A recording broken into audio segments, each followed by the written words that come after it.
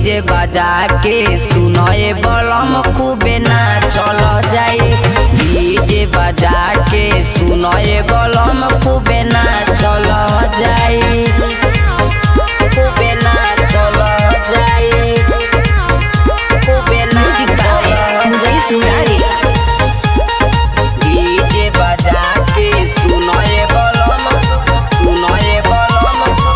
माई के भक्ति में होके होले जागरण कोइल जाई पिया नवदिन। पिया नवदिन पिया नवदिन दिहे दर्शन माई आपन उपरिया सुन के गोहार हो हमर मयरिया। 9 दिन माई के मंदिर में घोषण कइल जाए।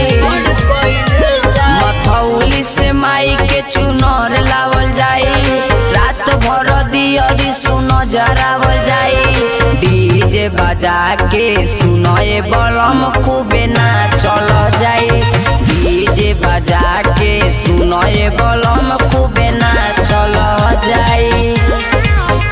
खूबे ना चल जाए। खूबे ना चल जाए। डीजे बजा के सुनए बलम माई के हम ओढ़ाई चुनरिया। आजा तू घरे राइटर श्याम सामरिया।